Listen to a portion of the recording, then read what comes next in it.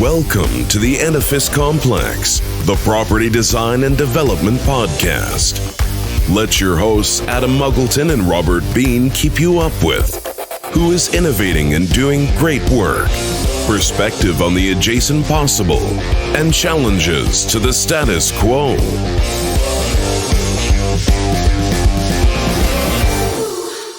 Welcome to the Edifice Complex. I'm Robert Bean, your co-host and unofficial mediator here with my colleague, official agitator, heavy emphasis on agitator, friend and Yoda of most everything to do with buildings, Mr. Adam Muggleton. Say hello, Sir Yoda. Hello, Yoda. So I'm really fired up for this today because as someone who sort of went to university late because I was basically a moron when I was young and sort of found education late, I am very inspired by organizations and people that help lift people out of situations into new situations. And this is exactly what we're talking about today. Yeah. So yeah, I'm good at this. Emotional. Yeah, absolutely. And today's guest is a founder and chief executive at Class of Your Own Limited. And through her built environment education consultancy enables young people to recognize and inspire to have professional careers in the world of architecture, engineering, and construction. So we love her already. That is our camp. She came through Sheffield University construction management program, and among her accomplishments and recognition by her peers was awarded the Richard Carter Prize for Excellence in Geospatial Engineering from the Chartered Institution of Civil Engineering Surveyors, and is an honorary fellow of that organization. She was awarded a Doctorate of Engineering honorary degree from Heriot-Watt University and honored with a member of the Most Excellent Order of the British Empire for services to education. Cheers to that. It's an honor to have Alison Watson here with us today. Welcome to the show, Alison. You're making me blush, Robert. Alison, you are not only an industry professional, but also a social entrepreneur, and that has a lot of responsibility and power with it. And in your words, passionately committed to ensuring the built environment is seen as an exciting, challenging, and technologically stimulating place to learn and work. Love that. That's music to our ears. Our listeners would love to hear an overview of your life's continuum. I mean, what was happening in your personal incubator before the world knew you to become one of our industry's superwomen. Tell us about that story. Well, thank you. I mean, first, it's an honor to be here, and so yeah. I mean, I identify with all those things you say personally. I left school, lost my dad when I was 13, so I knew about grief. I knew about only growing up in a working class family in Sheffield. I knew about having rubbish careers advice because I got that at my school and ended up in a bank till I was mid-20s. Went out with a girlfriend to a nightclub in Sheffield, met a civil engineer, rest is history really. Went out on site, first date cancelled, so site, but it was fascinating. I can remember that moment standing in front of a total station, being given a list of coordinates for a load of houses to set out. I didn't even know what set out meant.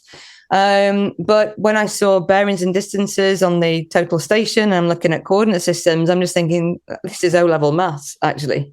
So it was kind of that light bulb moment for me of coming out of school with not knowing what I wanted to do, just wanting to do something with numbers. And then I suppose the real sort of moment where I got to realize that there were a lot of kids like me and a lot of kids not like me who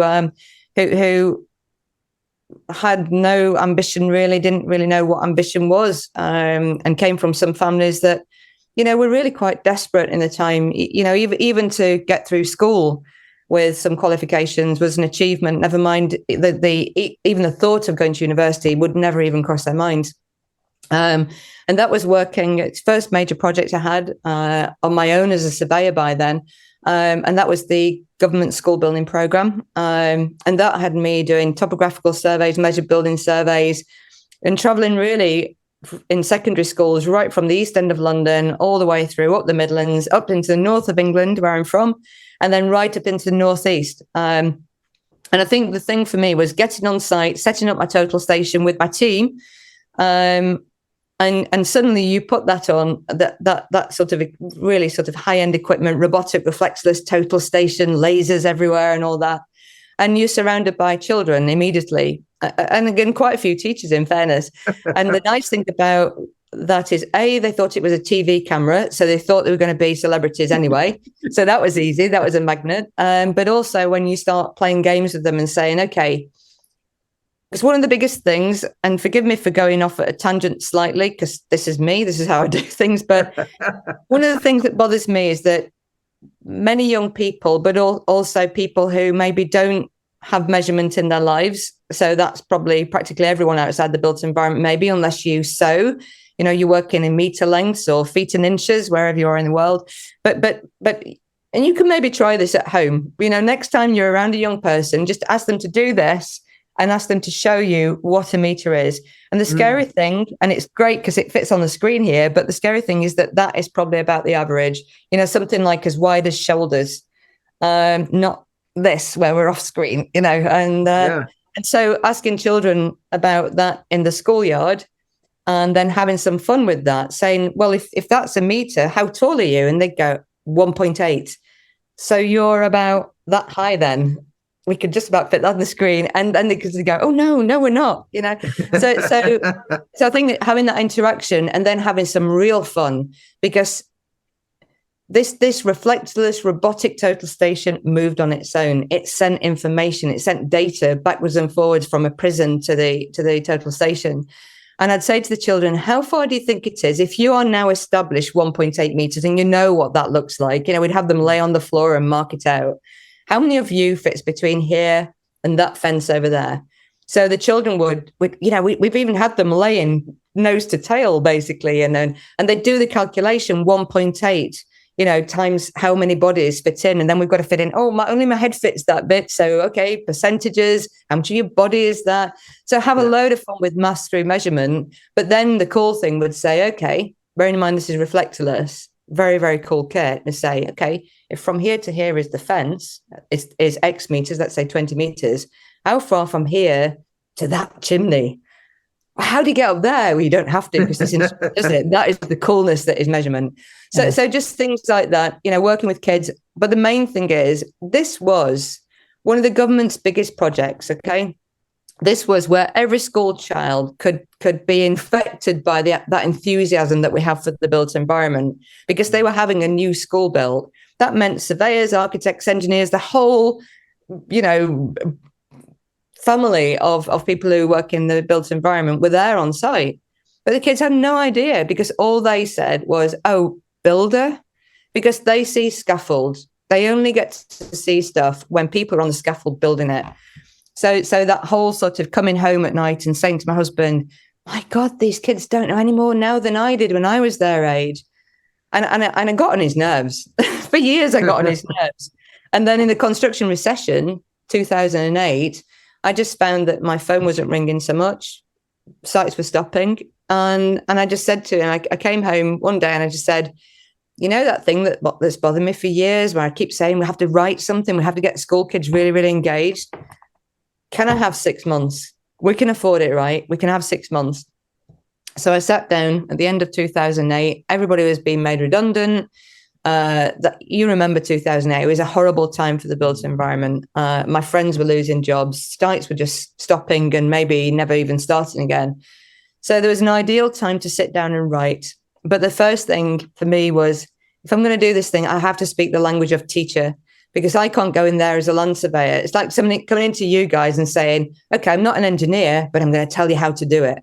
You can't just go into school and say, right, I'm a surveyor, I'm going to help you, because that's just patronizing. So I worked with John Moores University for 3 years.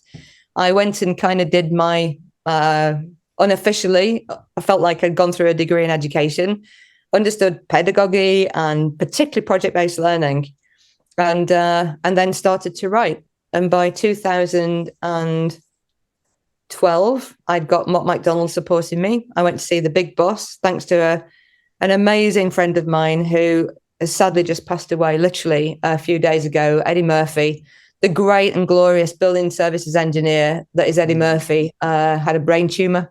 He's passed away this week. I owe him everything. he opened the door to Mott MacDonald, to Keith Howells, who's now the president of the ICE. A man I hugely respect in his own right. But I actually said to Keith at the time, I just don't believe that the way that we behave with schools and that we just do a careers talk is going to solve the problem of this impending skills gap. And the BIM mandate had been released by then. The UK government was going to do all sorts of stuff with BIM by 2016. We're going to be at level 2 BIM. We were going to have a huge skills gap, so let's do something about it now. And I just persuaded Keith Howells to please support me in an adopt a school program so that any child who ended up, starting this curriculum that I eventually wrote, I got it over the line in 2013 as a qualification, and then a whole suite of programs after that. But it depended on an industry, understanding how to better help teachers to deliver their subject matter. Because most teachers have come from school to university, back into school again. So when you ask them, where do you use that maths? Where does Pythagoras come in useful? Geometry, trigonometry, measurement, simultaneous equations. When are you ever going to use that? Because that's the memory that I had. Loved it. Couldn't see the point. They could say, well, actually, that Hooke's law or Newton's laws of motion or simultaneous quadratic functions, whatever it is, they use it here. And that's the built environment. And it's all around them. So cut a very long story short, Adopt a School started. So every school that we work with now, we hope that industry will adopt the school. We are funded that way through a social enterprise that are set up, class of your own. And that's how I got in. So, gosh, that's 15 years in about 15 minutes. No, that's good, because what's unique about what you're doing is it's not just education, it's advocacy, and it's getting people excited about real jobs and applying math, applying engineering, right? That's one of my big criticisms of the educational system. It's learning by rote's good, but no one's getting anyone excited about anything other than leaving school right now. Yeah. And that's just the teachers, never mind the children. Yeah. How would you you're currently running Class of Your Own. How would you describe that? What's the elevator pitch for Class of Your Own? Oh, crikey. Okay. So the reason Class of Your Own exists, we need to start young. Yes, you can talk about the built environment, but let's talk about achievement. The biggest challenge in the whole of the world is children getting their maths and English. So never mind STEM, science, technology, engineering, maths, let's just talk about mathematics. So children fail at maths. And even if you look at the statistics of America, Canada, and UK, children are failing maths and they shouldn't be. And the whole thing for me is Class of Your Own through the Design, Engineer, Construct program brings maths to life. And I'd ask you to even sit in your virtual rooms and look around you. Maths is everywhere. If we just, I'm going to look at my window. My window in this, my bedroom upstairs is probably about 850 by 700. And then there's a wall that it fits in. So you've got square area, you've got percentage of window in the wall. Maths is everywhere, and children need to know the point. So the biggest elevator for pitch for Class of Your Own before we even get started on built environment careers is improving maths, because it's real. Yeah. I'm with you on that. I mean, when I think back in high school, I was intrigued by trig, and Me too. but I was my brain space when I was 16, 17 was not in school. It was on sports and girls. I mean, I just, so I have a little bit of a background in surveying because that's where I started my education program when I got out of high school after making a whole bunch of other adventures. But I remember thinking, like, if I ever graduated from surveying, I was going to find myself in northern Canada in 4 feet of snow holding a stick with no women around. And I just, it's not exciting. That wasn't for me, but it was. I started to appreciate the application of maths and surveying when one of my colleagues ended up on a ship, a drilling rig, in the Arctic Circle, and having to position that drilling rig in the water, surrounded by ice in the middle of winter. all of a sudden it changed. It was an adventure, and the math allowed him to participate in that adventure. Now, I never went back into surveying. I went into the construction side and then onto the mechanical side. But I remember rewriting a design sequence so that I could understand it. I wrote it line by line, and that design sequence. So that was back in the 80s, even before early 80s. So Excel hadn't even sort of blossomed yet. Was that Lotus 1, 2, 3, maybe? Yeah, it was. Right? So and you're right. It was just the Mac computer.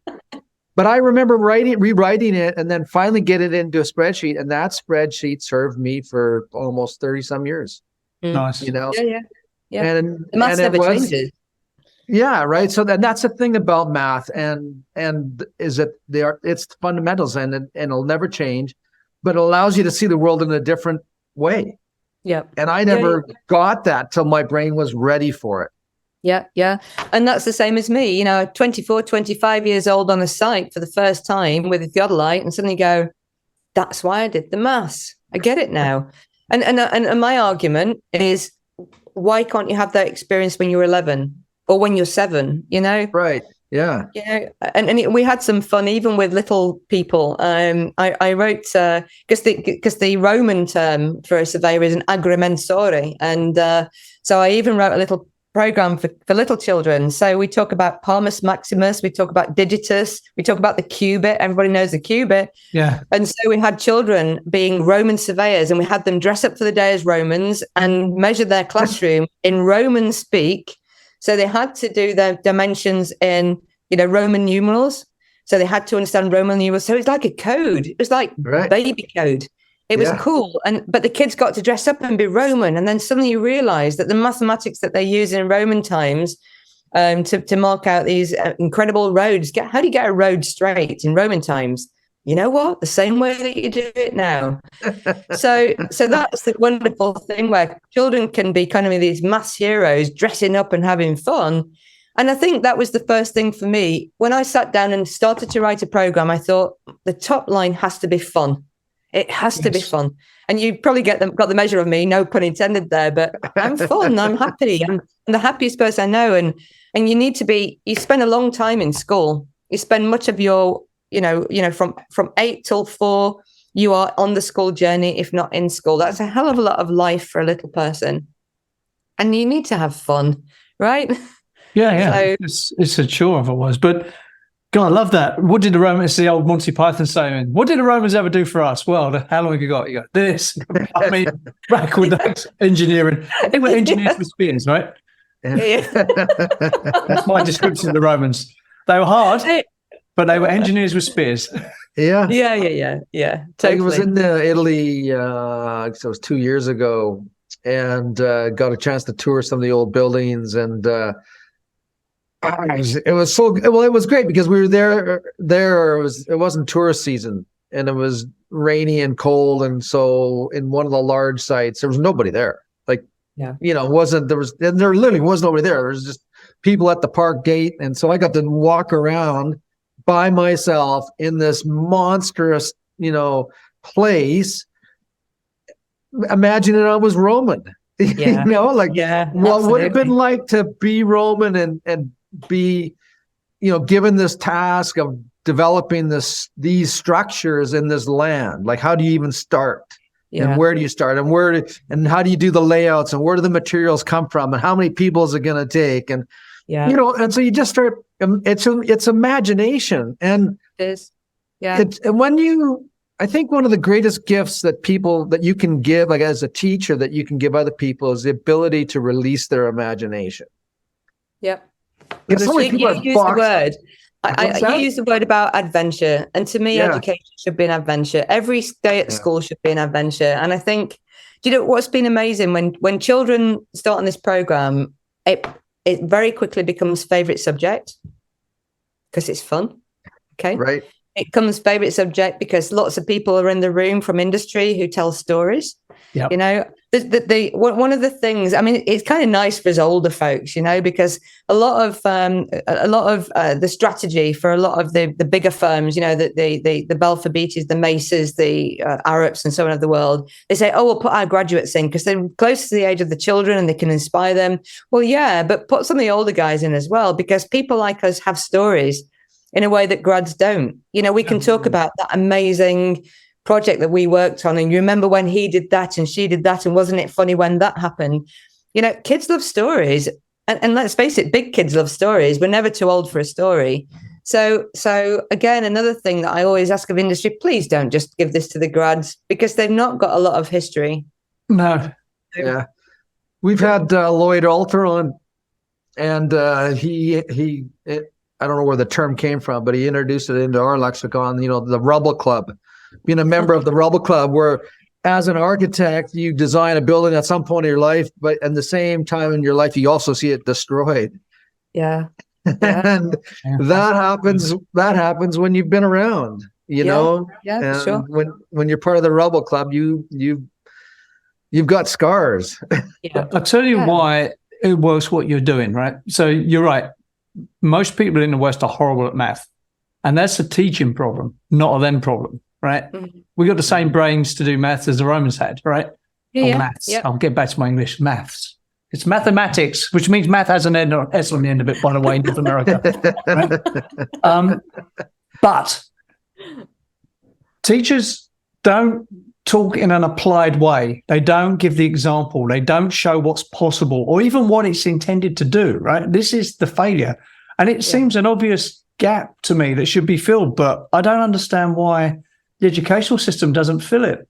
Well, I think we can entirely forgive our teachers because actually it's not their fault. And you know, then when I think now I've worked so close with teachers, you realize, I mean, the stuff that they have to put up with, the pay grades they're on, the conditions that their schools are in, the books that they can't access, the technology that they can't have. Yeah. I mean, it's just horrendous. I actually, you know, I actually took Lord Knight, Jim Knight, who was an education minister in the previous Labour government. I actually managed to persuade him to come into school one day and see how long it takes from switching on the computer to actually booting up that software to allow kids to design buildings. Because we use industry standard software. We don't, with respect, we'll use Lego to concept, but we want the kids power there, right? Oh, totally. And the computers are just pathetic. In fact, I think the Romans have better computers than half the schools do at the moment. But it's a big frustration because the teachers generally go on a teacher training program in university, and then they'll go into school to continue their profession, to get their chartership to allow them to be a teacher. So actually it needs to go back to university. And if universities aren't teaching them ways to, you know, apply their craft, if you will, then a teacher will always come through and revert to a textbook. And most teachers I know want to be innovative, want to be exciting. But unfortunately, industry, when we go in as industry, we tend to come in at careers week. You know, so the school will book people to come in and you know, do the careers fair where we all rock up. We have a table each. We put down some leaflets and some brochures. We put a pop-up banner up and we say, aren't we cool? We are this company. And when you finish school, you could come and join us. That's too late. Go in there and show them how, when, where, what, why. So to me, it's not about showing off in a week in May in careers fair. It's going into the classroom and supporting the teacher, being the teacher's best friend. So when a teacher is teaching something like, you know, simultaneous equations or physics, something in physics or even geography, in fact, any subject actually, then be there to say, oh, and the real life version of that is this. Yeah, right. And help them bring it to life because they appreciate it so much. You know, teachers take so much flack. There isn't a teacher in the world who goes off for 6 weeks and has a holiday, believe you me. I don't know harder working people than teachers. So, but we could be a lot more helpful. And I think half the problem as well is governments I was once told, and I don't know if this is true, but if you want to be a minister in China, you have to have had at least 10 years in the profession of what you're going to be looking after, your ministerial directive. Well, let's think about this country. Minister of Education, I think they changed 4 times in as many months recently. You don't have to have any background in education. You never have to get on the ground and actually feel what it's like to be a teacher, or feel what it's like to be an engineer, for that matter. So I think there's a massive disjoint. I think anybody who aspires to be in government should be made to do work experience for at least a year in the department in which they have an ambition to lead. But what you're talking about is a disconnect between, like, there's methodology of teaching, right? Which is you get a class of 20 or 30 people, and that class will tend to go at the speed of the slowest people in there, right? Have you ever heard of a thing called Khan Academy? Yes, I have. Yeah. So Khan Academy's approach is like, you set a problem, you get people to drive it, and then you deal with the people who are struggling and give them the one-on-one coaching. And then there's like resources around for people who can cope to move on at their speed, right? I really like that model. Every teacher I speak to resists that like it's the plague. Why is that? I think because there's not enough resourcing. I mean, at the moment, there's such a lack of teachers, and teachers are leaving in droves at the moment. I've known quite a few teachers who've taught DEC and have now gone back into engineering or have found a new profession. I mean, Sam Morecambe, I'm going to quote her. If she's listening, Sam, she's such a heroine. She was working at Atrium Studio. She was teaching DEC. She's now pre-construction manager for a construction firm in the southwest of England. And there are people like that who've gone, you know what? In fact, another teacher, Sam Westerway, worked at the same school. He's now BIM technician at Hawley. So there you go. But I think teachers are just there is so little respect at government level for what they do. So at the moment, I don't blame them, and I think at the moment as well, all the applied subjects, design technology is on its knees. It's seen such a decline. And one could argue that, do we need to be making key rings and pencil cases with kids? We could be a lot more exciting about design technology. But the subject is, again, if you look at the decline in the UK of design technology, and it's always been shuffled a little bit like construction to, well, if you're sort of the less academic children, will go and do DT or be encouraged down there, and all the bright young things will be doing physics and maths. And it should be flipped on its head again. We should be driven by design and technology and support the maths and physics that goes into it. But I don't know. I think we are very old school and prehistoric almost. I remember there was a famous quote, and I'm going to. This is not verbatim, but, a certain minister said, ancient Greek would be more interesting for children. And you go, are you for real? Just the built environment of ancient Greece, but ancient Greek? Really? That's what you're dealing with. You said that as just conjugating a Latin verb. Exactly. Well, it's come in handy now. I mean, admittedly, I did Latin at school. Never saw the point because I wasn't going to go into medicine. And even for medicine, you don't need it anyway. But at least now I'm learning Italian. I do get it now. I can go back to a little bit of, masculine, feminine, neuter, and all that vocative, genitive, and all that. But yeah. The Edifice Complex will continue in just a moment. Are you struggling with paperwork, spreadsheet overload, and project management? Then Blue Rhythm is the solution to help you. Streamline your commissioning and project management process. Go paperless, increase efficiency, and save money. Blue Rhythm is commissioning and project management software by practitioners for practitioners, adapting to your workflows and processes, and doing things your way. Blue Rhythm provides painless and fast onboarding by bringing your existing workflows, forms, checklists, and issues logs into Blue Rhythm for you. You can use their pre-built templates to customize your commissioning workflows. And Blue Rhythm can fully handle the transition from your current software platform. Blue Rhythm is secure, scalable, and reliable, backed by amazing support, and accessible 24/7 on any Windows, iOS, or Android device. Why are you still using paper and hard-to-control spreadsheets? Start your free Blue Rhythm account today at bluerhythm.com. And now, back to the show. Obviously, I was educated in the UK, whatever that's worth. And there was this. So I went from an inner London sink school to a Shires grammar school, right? So 13, I left this inner London stab you in the face school. I was like top of the stream. And then I went to this grammar school where I thought I was all there, and it turned out I was not. And I was like bumped down. But there was this, at the grammar school, there was this thing like pure maths and physics and that was like the real stuff. And then if you weren't quite good enough for that, you did applied. And the maths teachers were the worst snobs in the world. There was the pure math people and the applied math people. When you were doing applied, you were considered, you're not quite good enough. Yeah, I had that teacher. Right? Well, we had the same school. I went to Rivers grammar school for what that's worth. Yeah. So I didn't understand that distinction at the time. And I loved applied maths because I'm visual. Yeah. That made all the sense in the world to me. And that dude speaking pure maths, I've been speaking Latin. I did not get any of that. And it sort of screwed me up a bit to the point where I came out thinking I didn't like it. So how do we break this? I mean, the people doing applied maths are going out and doing real jobs, in my opinion, right? So this is working class chip shoulder coming here, right? I'm the applied maths gang. We're going to beat up them pure maths people at break time, Yeah. To be fair, I remember at 16 years old, I loved applied maths. I really did. I was in the top stream again, working class, Myers Grove School. There were 2,000 kids back in Sheffield. And I can remember, I was good at maths. I was good at maths. And I remember going into my O-level, into the gym. We all sat there in rows, hundreds of us. And I came out and all my friends were going, oh my God, wasn't that horrible? And I said, I think I got an A. I really do. And it wasn't arrogant.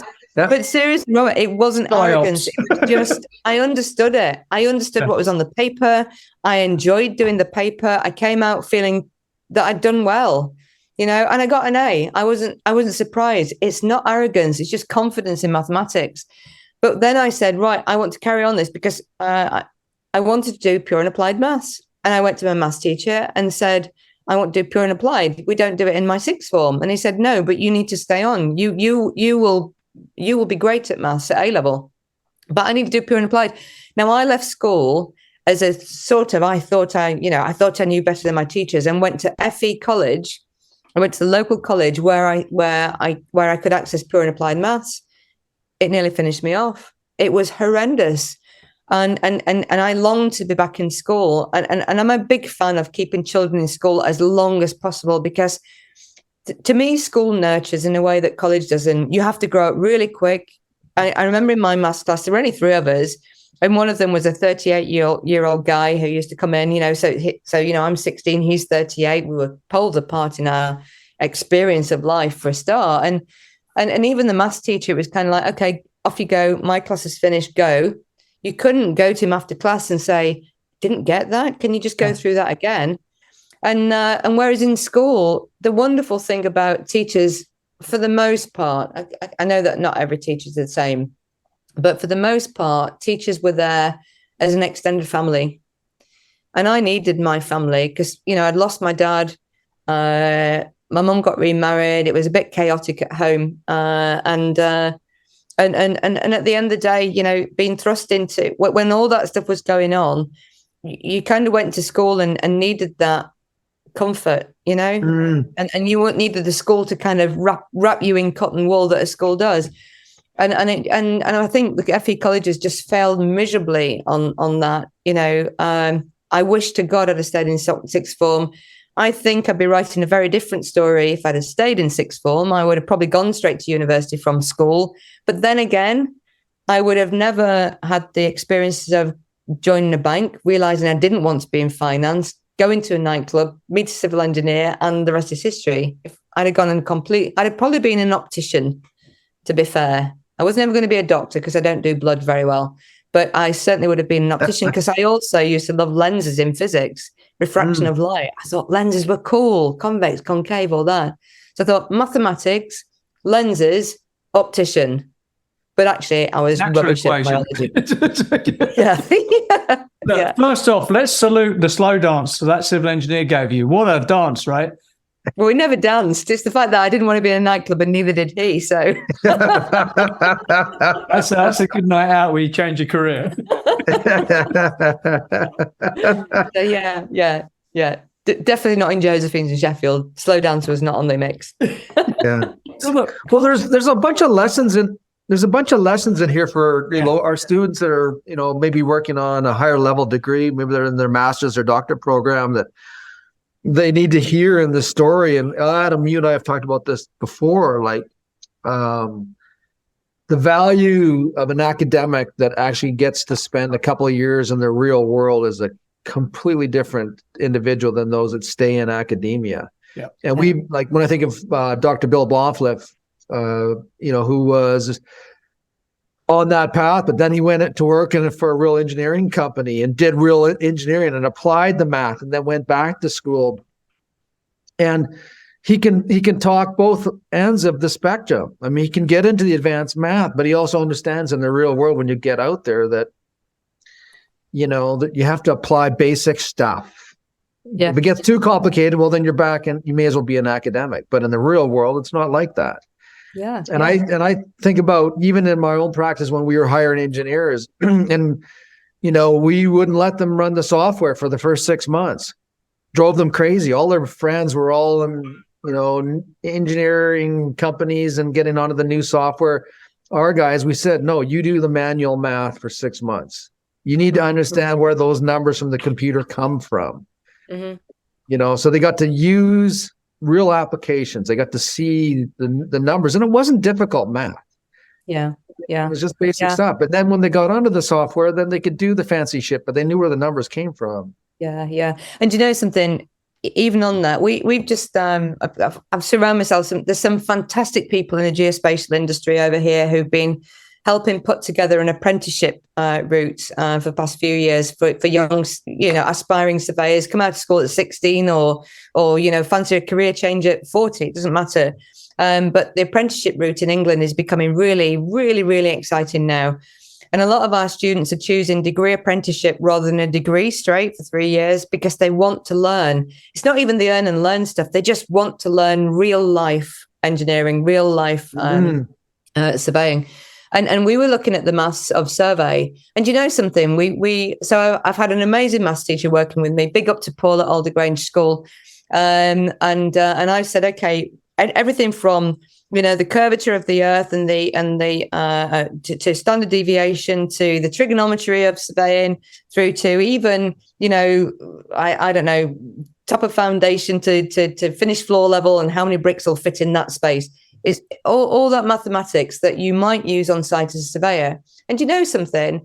A lot of that maths is no more advanced than the GCSE, the O-level, whatever it is in Canada. It's no more advanced. Thank you for saying that. Because there's a lot of snobbery and like, I've got the secret formula.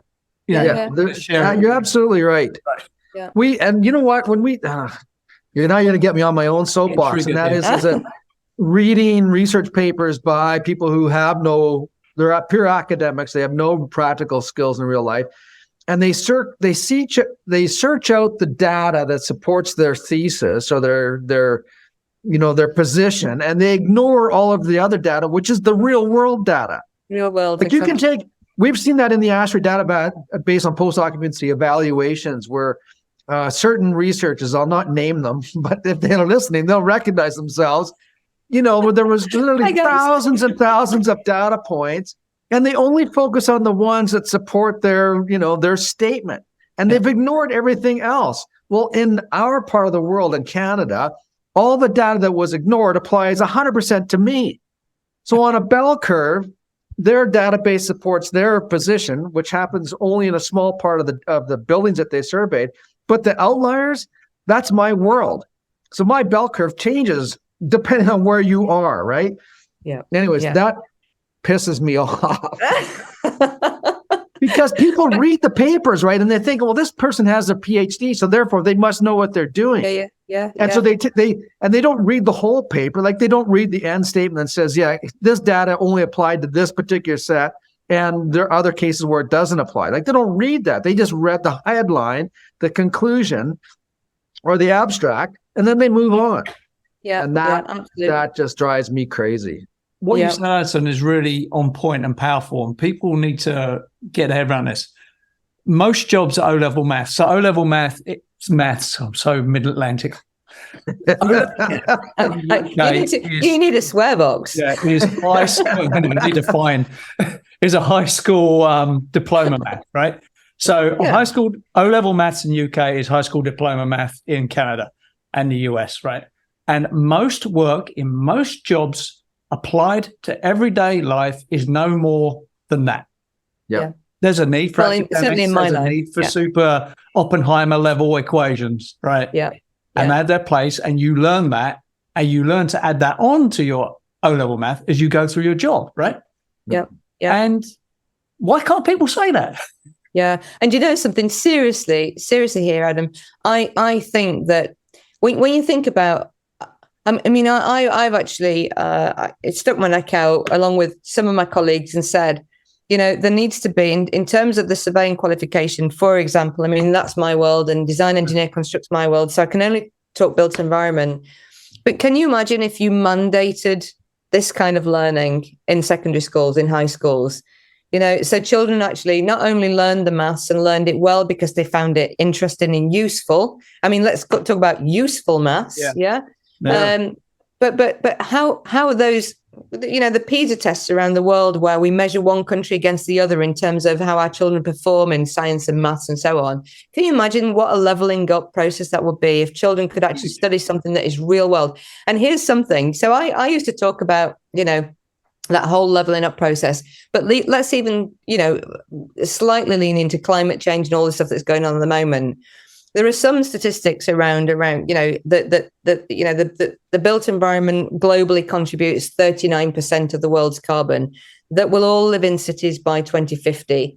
Well, there's 9 billion people live in cities by 2050. And also that, you know, we are the most wasteful industry in the world. And then, so let's just, you know, there's that bit that we kind of know from you know, the reports around the world.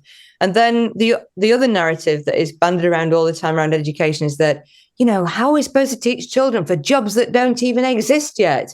And I go, get real, people, because with all those statistics that we do know around waste and energy and carbon and infrastructure and cities in the future, we might not know what the jobs are called, but you can be damn sure that they're going to be built environment and infrastructure, because somebody's got to build those cities in which we're all going to live. Someone's going to solve the carbon crisis, of which we contribute 39%. So even if 39% of the world's kids contributed to the built environment, then we'd not be worried about the sea levels rising and 1.5 degrees. So I just think we need to change the narrative, and instead of going on about, you know, well, for me, it should be mandated that children learn about this kind of stuff, because if we're going to save the planet in the future, we have to start now with the 11-year-olds. 2030 is, we used to talk about 2030. It was years away. And now we're in 2023 in 7 years. So a kid starts school at 11 and they leave school at 18, 7 years. They better get on it, get working. Seriously, I'll run it. Next the world. You've hit a nail on the head here, right? This is one of the things that frustrates me with all these arguments and this virtue signaling about climate and stuff, right? I saw a speech for someone, I can't remember who it was, but basically what this guy said was, why does no one challenge people to solve it with technology and engineering advancement, right? Instead of super gluing yourself to the road, why don't you go to university, learn some skills and make a difference? Right? Yeah, that's where it'll come. That's how we'll solve it. Yeah. And you know, I think, you know, you talked about elevator pitch. You know, it will be rather arrogant of me to say DEC will save the world, but we do need those sort of children who do DEC. You know, the sort of children who do come out with the engineers. I want to tell you a story as well about DEC. Define DEC. DEC, Design, Engineer, Construct, the program that I wrote. Yeah. You know, so look, this whole program. If you was American, you would be not shy about saying any of that, by the way. Be more American. Just put it out there. The Great British Reserve and all that. Yeah. But you know something? I was telling you when we last spoke, Adam, about I think DEC as a program is the great leveler. we get all sorts of children doing our program. We're going to be starting in prison for offenders, so even adult education now is there. And I actually challenged, it was Carillion before they went bust, of course, but I challenged the head of justice who used to work on all the prison contracts. Why are you talking about your social value? Why are you talking about, teaching offenders painting and decorating? Why are we not teaching them about BIM and digital futures and training them up? Because one thing you have in prison is time. Yeah. A lot of people are in prison because they maybe got it wrong on the computers, But can you imagine if we actually using this kind of program trained offenders? Can you imagine when they come out? Because they'll have a lot of the reason why people go to prison is because they've had a bad start in life. Okay, so if they're good start in life around education, education, you ask a child in, the sort of third world Africa, what do you want in life? They don't want a new pair of shoes. They want education, because education saves lives and changes lives and all that. It transforms lives. And I think for me, when I'm talking about, the whole breadth of children and young people and adults that we've come across in the past, yes, we teach children in grammar schools, because some grammar schools do get it, strangely enough. Some grammar schools get it. I do have a grammar school just over the hill from me where the young lad with 4 A stars in maths, physics, further maths, and a project they did said, I want to go and do a degree apprenticeship. I don't want to go to Cambridge or Oxford, where my school's positioning me for. So now he's at Mott MacDonald on a degree apprenticeship at the University of West of England doing civil engineering. He's happy as Larry. Mott MacDonald think he's amazing. Dermot Twizzle, what a cool dude. You can Google him. He's amazing. We have people like John Haylett. John grew up in Jaywick in Essex. He'd come from a single parent family.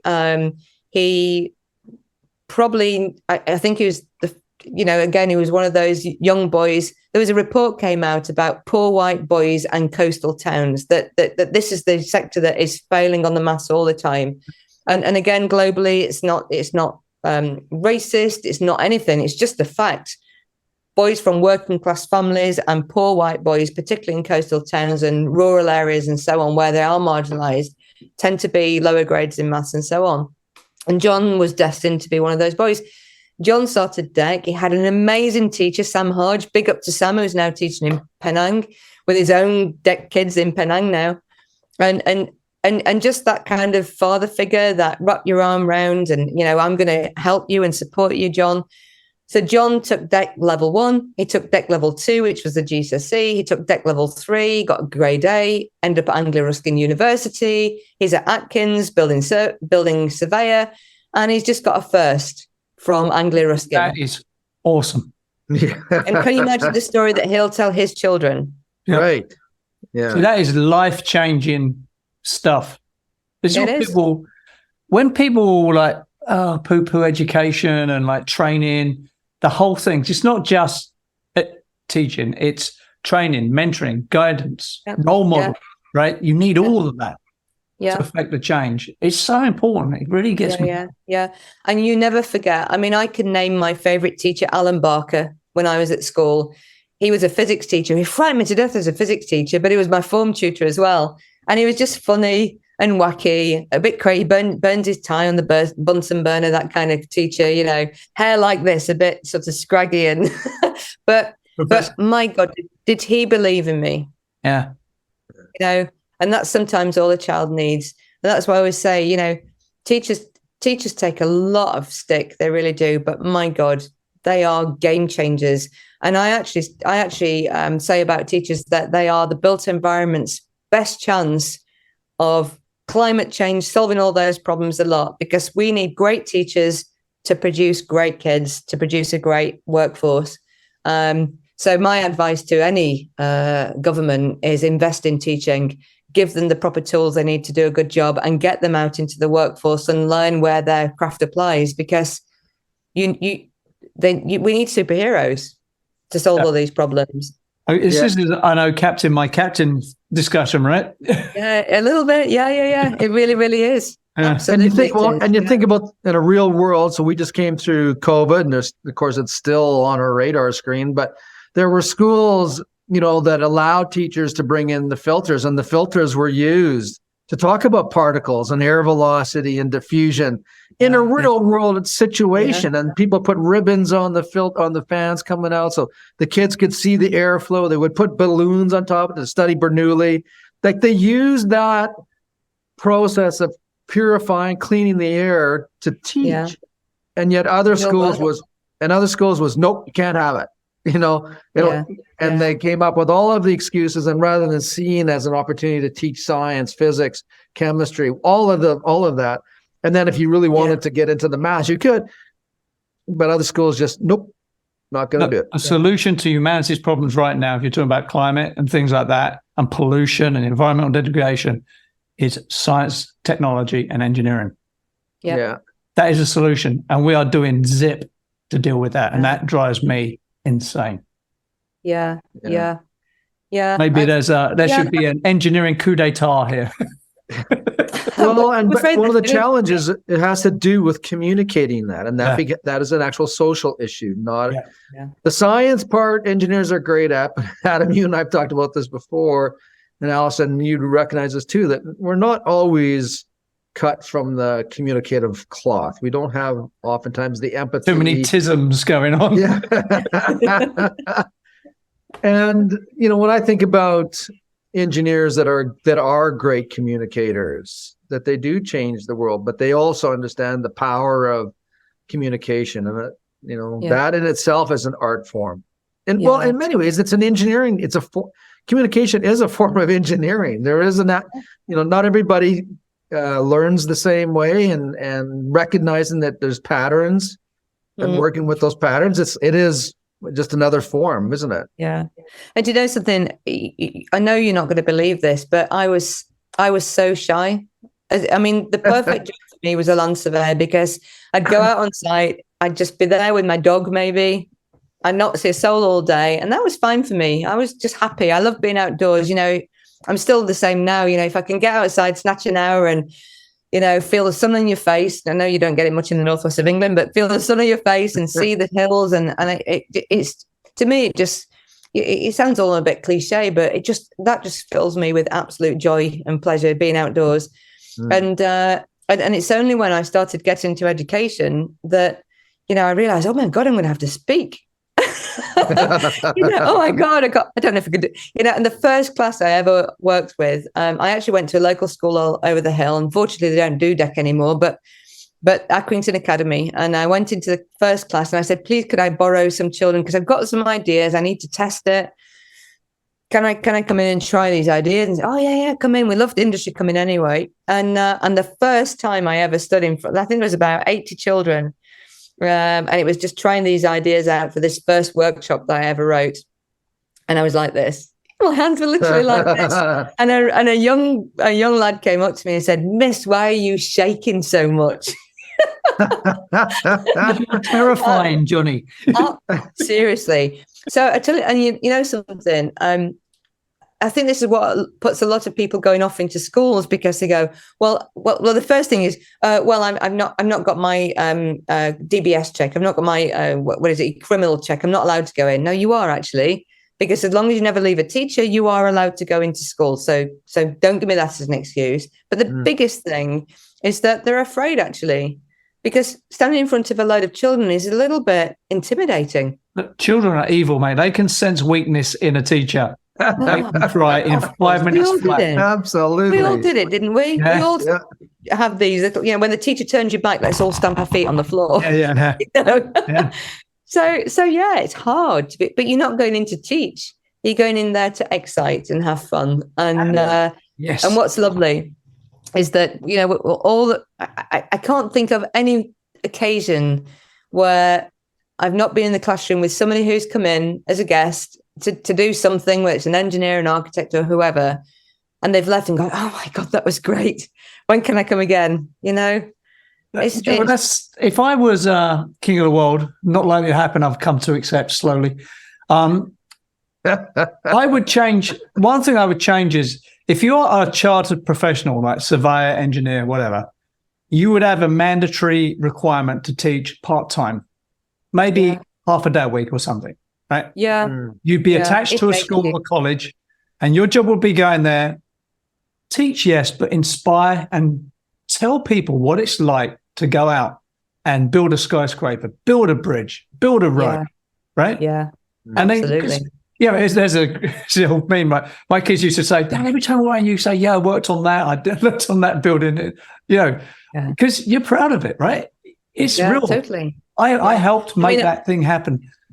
Yeah, and I drive along, and even now my daughter, who's now 20, will drive past a building site and she'll go, "Yes, Mummy, I know everything's in the right place because of you. Don't say it." So she now gets to do it for me. Yep. But I'll get, even an example. Roma Agrawal, fantastic Roma, civil engineer. She worked on the Shard in London.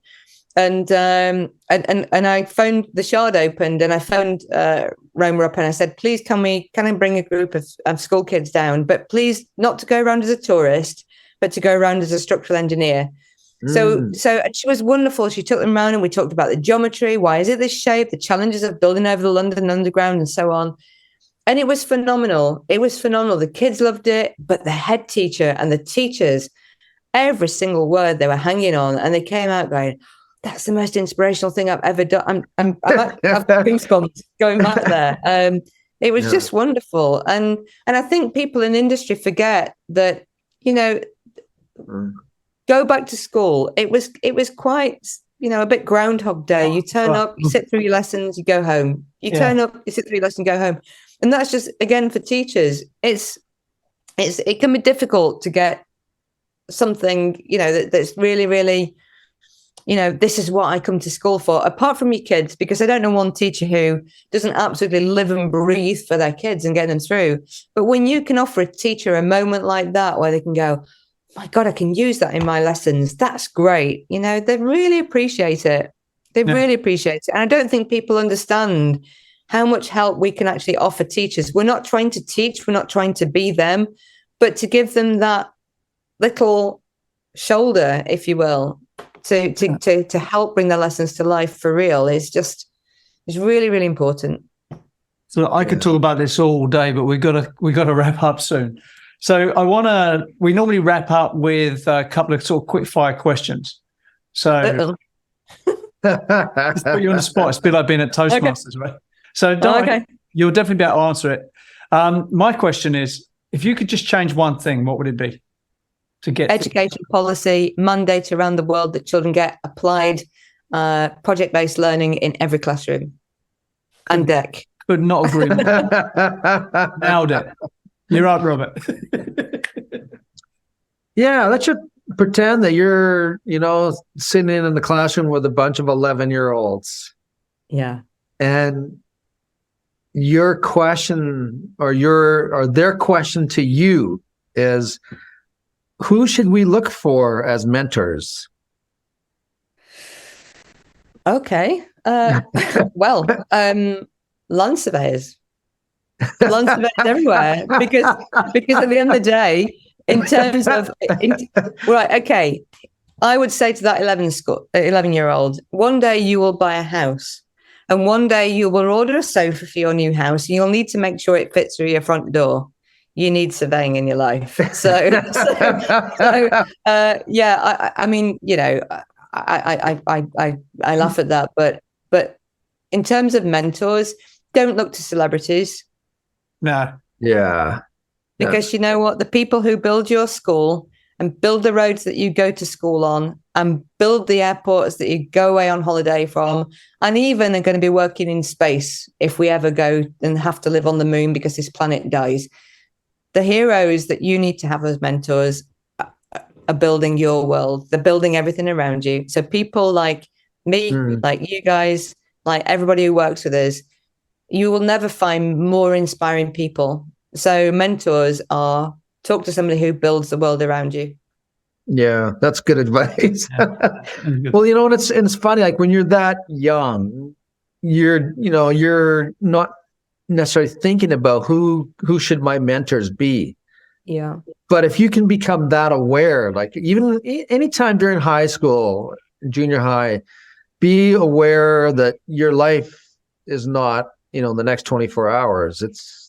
it's measured in decades. And your choice and people that you hang around with, the choice of people, the things that you read, what you watch, what you listen to, those are your choices. You get to choose those, and they will make a difference in your life. And the sooner that you can be aware of that power, just you get to be fun, and you get to have fun, like you are, like you have. And sometimes it takes people longer than others, but just, we don't always get to choose our mentors, but if we're looking for people that should be our mentors, that's a big step right there. Yeah. And eat well and look after yourself. I can't say anything now, but let's repeat this in a couple of months, because, I'm not a big fan of the whole celebrity thing. I think, social media and everything else, I think some celebrities should be ashamed of themselves as role models, but there are a couple in the world who are amazing. And there's one particular one that I'll tell you more about in a couple of months, who we're going to be lucky enough to doing some work with. And he's just awesome. And I think that, so let's dot on that. And I'm going to give you my favorite person in the world. Because I think, some of these, they probably don't even like being called celebrities. What an awful word. Celebrity. It implies like foppishness, right? It really, really does. But if you think about some of these people who've had the good fortune to be able to, and even self-starters, because this guy particularly, he didn't have a great background either. You could almost relate him to, the Johns of the world. But I think the mentor is somebody who's done good in the world and made a difference. A lot of celebrities can't say that, but there are just a handful who can. And let's do this again in 2 months, and I shall tell you who it is. Yes, no worries. I shall follow up on that. So your avatar or your caricature would have peregrine whalers and a tripod, basically, right? Probably, yeah. And a Labrador. And a Labrador. Definitely a Labrador. Yeah. Yep. Yeah. Always. I love it. Black, yellow, or brown? Black every time. In fact, I've got a new baby coming. So I've got a baby 3-year-old lab, Peg. She's amazing. Adore her. And I've got Nell coming in a week and a half. I am so excited. I will be sleeping on the floor for the next 3 weeks with my new puppy. And yeah. Nell Gwynn coming. Okay, I love that. My dad raised black labs as a kid, and my job was to feed them and clean their kennels, and they are a great dog. No doubt about it. They really are. They really are. Yeah, great survey dogs. Apart from they always nick the ground workers' sandwiches, which isn't good. I've got a story on that for next time. All right, so look, we will wrap it up there, but I will be checking in with you in 2 months to see who your celeb is. And if we can help in any way promote your mission, culture, in any way, please ask. I will do. Help, great to work with you both. Yeah. God's work there. Amazing. Cheers. Amazing. It's been great to catch up. What an adventure. See you soon. The Edifice Complex will continue in just a moment. Are you passionate about the built environment? Do you want to learn from the industry's most inspiring, intelligent, and accomplished professionals? Then the companion to this podcast, Wisdom of the Property Crowd, is just the book for you. From Edifice Complex podcast interviews, this book distills the critical thinking, insight, and ideas of some of the property industry's most accomplished and respected practitioners. Each chapter is a synopsis of an hour-plus interview, capturing the takeaways and insights, including diagrams and images, to help explain concepts and ideas. There's also a brief bio about the interviewee and a QR code linked to the podcast episode for those that want to explore further. These are the mentors you wish you had in college. Wisdom of the Property Crowd by Adam Muggleton. Available on Amazon worldwide. And now, back to the show. Member of the Most Excellent Order of the British Empire. Do you have that on your resume, Adam? I don't have it on my resume. You got it on your resume? I'm pretty sure I'm not getting one of them. Alison gets these honors, and you can see why. I mean, she's enthusiastic. She's not afraid to take that step into a world that requires diplomacy, but vision and passion, all the things that she represented in the interview. You know, there's a reason why she gets these recognitions. There's a passion there because the lives she's trying to affect are similar lives to the one she lived, where she made that social transition, you know, from like father dying, like school's not gone great, and then there's a few corrections in this social sort of like journey, right? Where now she's like, if you got an MBE, you're in the upper echelons of British society, right? I don't care how much money you right? So, you know, just by definition, you're in the upper echelons. But you get that not because you got money, but because you've made a difference. And it's normally around social issues, right? And like creating betterment, enhancing people's lives, making a difference in society. That's what you get those awards for, right? Yeah. I'm going to talk. This is a great segue because someone else who was honored with the same honor was Adele. Yeah. And you can ask 1,000 11-year-old girls, you know, who is Alison Watson or who is Adele. Right. Yeah. And that's the difference. And we talked about celebrities, and, you know, there are some good celebrities. And, you know, when she was talking, in a couple of months, you know, we'll chat who that is. I mean, I think one of the celebrities that has made a difference in the world, and his fame has not gone to his head, and he was very generous with his money and his time.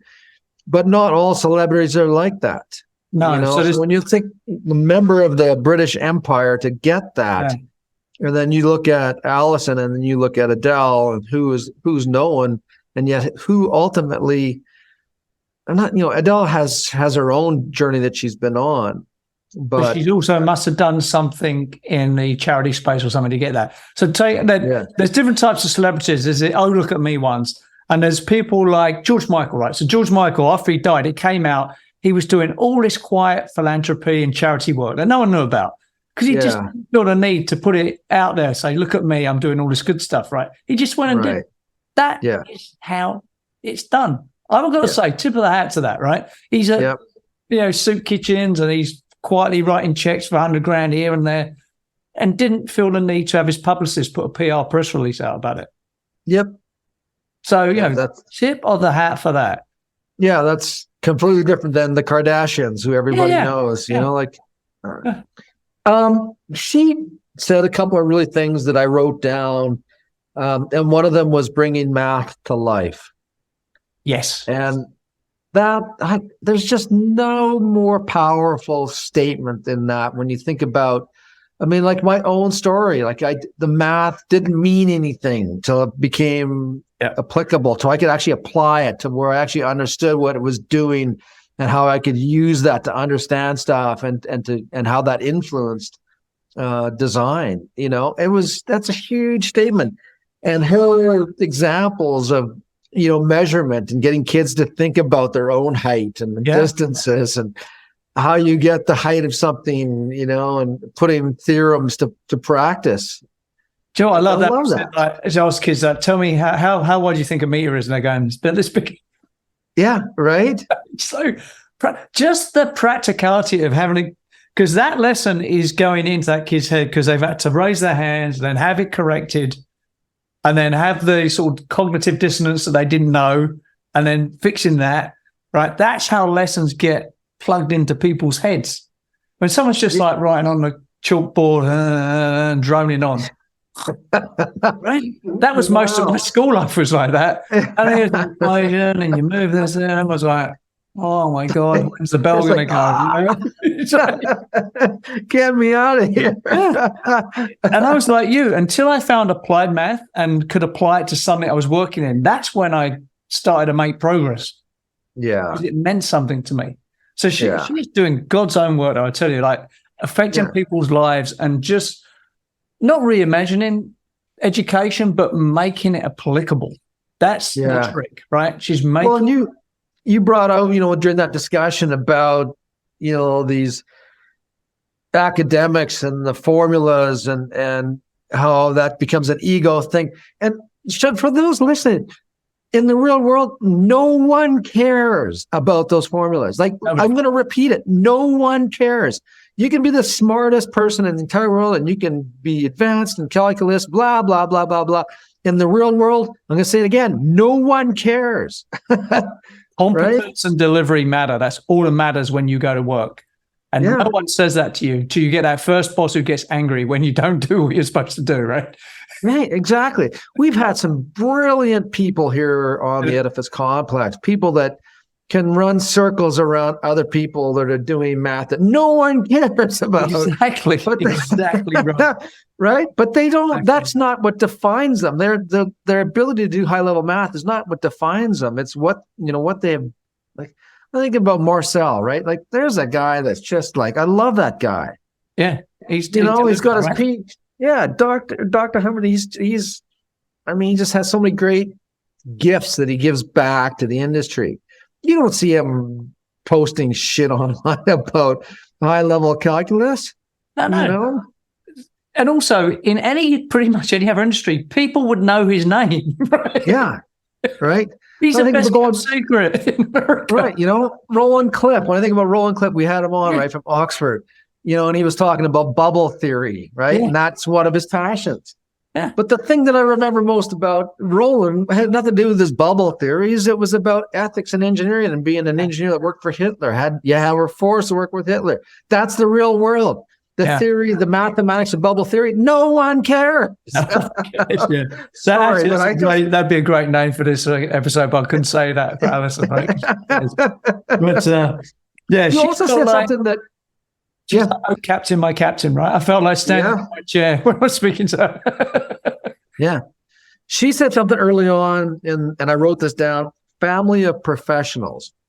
Yes. Now, why that's important is because when you think about a design team and, the hierarchy, segregation versus integration. Yeah. When you're part of a family, a good family that has leadership and there's cohesiveness and there's not mutiny or attempts at or disruption, but you're together as a team.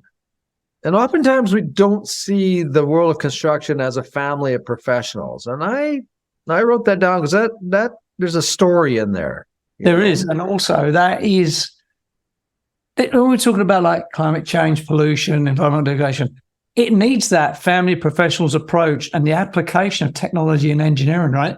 It needs all that thing to come together. Yeah. Rather than just throwing shit at each other. Do you know what I mean? Flinging our feces at each other. Yeah, it's all entertaining. It doesn't actually move the needle one jot, does it? Yeah. Yeah.